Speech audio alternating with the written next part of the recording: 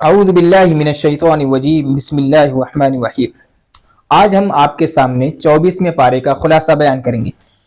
24ویں پارے میں اللہ تعالیٰ ارشاد فرماتا ہے فمن اظلم ممن افترى علی اللہ کذبا وکذب بآیاتہ، کہ اس سے بڑا ظالم کون ہوگا جس نے اللہ پر جھوٹ باندھا، یعنی جس نے اللہ کو جھوٹا کہا۔ کیا کہا؟ کہ اللہ کا بیٹا ہے یعنی عیسیٰ علیہ السلام، اللہ کی بیٹیاں ہیں یعنی فرشتے ہیں، یا اللہ نے جو ہے اپنی خدائی میں دوسروں کو شریک کر لیا ہے۔ یعنی یہ تمام باتیں وہ ہیں جو اللہ کی طرف جھوٹ باندھی جاتی ہیں، حالانکہ ان کا حقیقت سے کوئی تعلق نہیں ہے۔ اللہ تعالیٰ کہتا ہے یہ لوگ سب سے بڑے ظالم ہیں۔ سب سے بڑا ظلم کیا ہے؟ اللہ کے ساتھ کسی کو شریک کرنا۔ ان الشرک لظلم عظیم، شرک سب سے بڑا ظلم ہے۔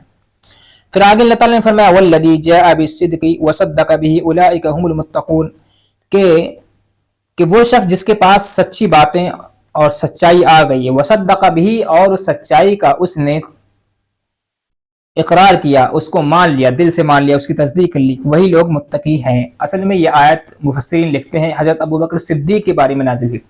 جب اللہ کے نبی صلی اللہ علیہ وسلم نے دین کی دعوت دی اور ابوبکر صدیق رضی اللہ عنہ کے سامنے اسلام پیش کیا، تو ابوبکر صدیق رضی اللہ عنہ جو ایک جگری دوست تھے اللہ کے نبی صلی اللہ علیہ وسلم کے، بغیر کسی چوں چرا کے آپ نے فوراً ہی اسلام قبول کر لیا تھا، فوراً اس کی تصدیق کر لی تھی۔ تصدیق کہتے ہیں دل سے کسی چیز کو ماننا۔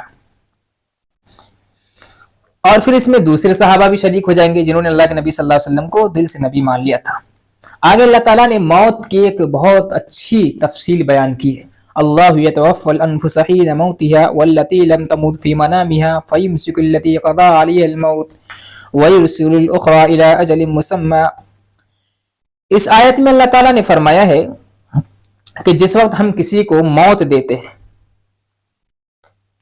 کیا نام ہے، اللہ جو ہے وہ ہے جو موت کے وقت روح کو قبض کر لیتا ہے، یعنی موت کے وقت روح کو نکال لیتا ہے، اور اس وقت بھی روح کو نکال لیتا ہے جب انسان سویا ہوا ہوتا ہے۔ یعنی انسان کی روح دو طریقے سے نکلتی ہے، ایک تو انسان مر جاتا ہے تب، دوسرے ایک انسان سو رہا ہوتا ہے تب۔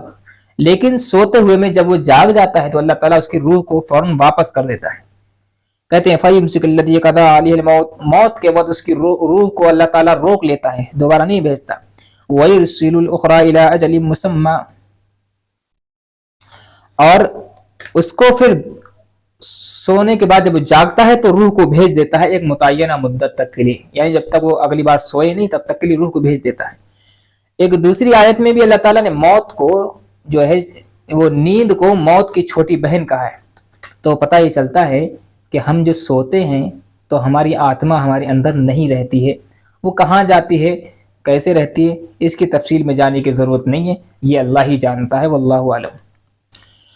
آگے اللہ تعالیٰ نے فرمایا ہے قُلْ يَا عِبَادِيَ الَّذِينَ أَسْرَفُوا عَلَىٰ أَنفُسِهِمْ لَا تَقْنَطُوا مِن رَحْمَةِ اللَّهِ، یعنی جو صحابہ کرام ایمان لے آئے تھے، اب انہیں یہ ٹینشن تھی ایمان لانے سے پہلے ہم نے تو بہت بڑے بڑے جرم کیے، وہ کیسے گناہ معاف ہوں گے؟ اللہ تعالیٰ فرماتا ہے اے میرے بندو، جن لوگوں نے اپنی جانوں پر ظلم کر لیا، یعنی گناہ کرتے کرتے تھک گئے، اب وہ ایمان لے آئے تو اللہ تعالیٰ نے ان سب کو معاف کر دیا۔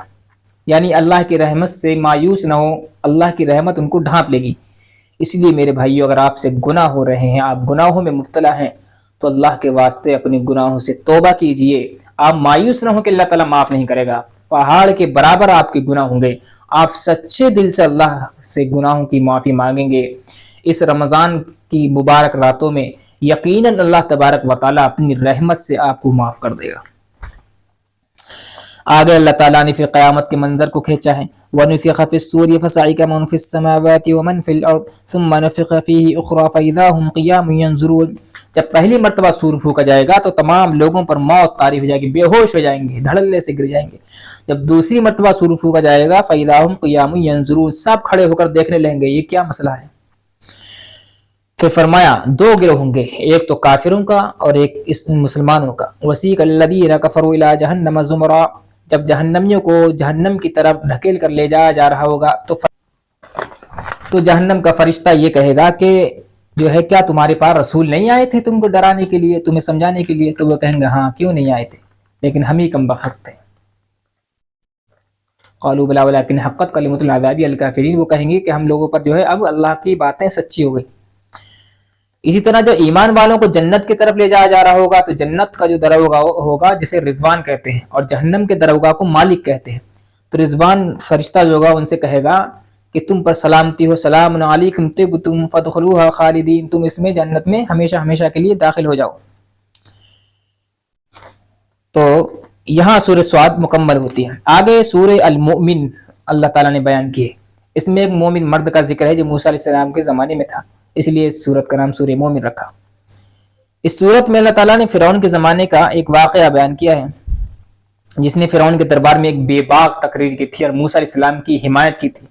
اصل میں موسیٰ علیہ السلام کو قتل کرنے کی پلاننگ چل رہی تھی، تو اس شخص نے موسیٰ علیہ السلام کے دربار میں وہ کیا نام ہے فرعون کے دربار میں ایک زبردست تقریر کی تھی. فرمایا تھا، ہاں وہ آگے آئے گا، اس سے پہلے 2-3 آیتیں ہیں. ان الذین کفروا ینادون لمقت اللہ اکبر من مقتکم، کہ کافر لوگ آج دنیا میں اللہ سے بیزار ہیں اور دین سے بیزار ہیں، اسلام سے بیزار ہیں. قیامت کے دن اللہ تبارک و تعالیٰ بھی ان سے بیزار ہو جائے گا. جس طرح کافر لوگوں کو اللہ سے، دین سے، اسلام سے آج کوئی مطلب نہیں، اور اللہ تعالیٰ اسی طرح قیامت کے دن ان سے کوئی مطلب نہیں رکھے گا، ان کی طرف رحمت کی نظر وہ نہیں اٹھائے گا، ان کو جہنم میں ڈال دے گا. پھر آگے اللہ تعالیٰ نے بیان فرمایا ہے، ہاں وہی واقعہ آگے میں بتا رہا تھا. وقال رجل مؤمن من آل فرعون ایمانه اتقتلون رجلا ان يقول ربي الله وقد جاءتكم بالبينات من ربكم، ایک مومن مرد ہے جو کہ فرعون کی ہی قوم میں سے تھا اور موسیٰ علیہ السلام پر ایمان لے آیا تھا. اس نے یہ کہا تھا کیا تم موسیٰ علیہ السلام کو قتل کرنا چاہتے ہو، حالانکہ وہ تمہارے پاس جو ہے دلائل لے کر آئے ہیں، اللہ کی نشانیاں لے کر آئے ہیں. تو فرعون نے اس کو سزا دی تھی، مفسرین لکھتے ہیں اس کو قتل کر دیا تھا. فرمایا اللہ تعالیٰ نے انا لننصر رسلنا والذین آمنوا فی الحیات الدنیا، ہم اپنے رسولوں کی مدد کرتے ہیں اور ان لوگوں کو بھی مدد کرتے ہیں جو دنیا کی زندگی میں رسولوں پر ایمان لے آئے. یعنی حضور صلی اللہ علیہ وسلم اور جتنے بھی نبی گزرے ہیں اللہ تعالیٰ نے ان کی مدد کی ہے. اتنے بھی نبی گزرے ہیں تو ظالموں کے مقابلے میں اللہ تعالیٰ نے ان کی مدد ضرور کی ہے، اور حضور صلی اللہ علیہ وسلم کی بے شمار مدد کی ہے جنگوں کے اندر، جنگ بدر میں، جنگ احد میں، جنگ حنین میں، غزوہ احزاب میں، غزوہ موتا میں، تمام غزوات میں اللہ تعالیٰ نے کھلم کھلا مدد کی ہے. فرشتے بھیجے ہیں باقاعدہ، اللہ کے نبی صلی اللہ علیہ وسلم نے فرشتوں کو دیکھا ہے. آگے پھر سورہ حام میم السجدہ شروع ہوتی ہے. اس سورت کا نام سورہ فصلت بھی ہے. ایک آیت رہ گئی سورت کی جو مین ہے، اس میں ہے اللہ الذی جعل لکم اللیل لتسکنوا فیہ والنہار مبصرا، اللہ تو وہ ہے جس نے تمہارے لیے رات کو بنایا تاکہ تم اس میں آرام کرو، والنہار مبصرا، اور دن کو تم کام کرو. اس سے پتہ چلتا ہے کہ رات آرام کرنے کے ہی لیے بنائی ہے، اس لیے نائٹ ڈیوٹی کا جو رواج چل رہا ہے بالکل غلط ہے، انسانی صحت سے کھلواڑ ہے.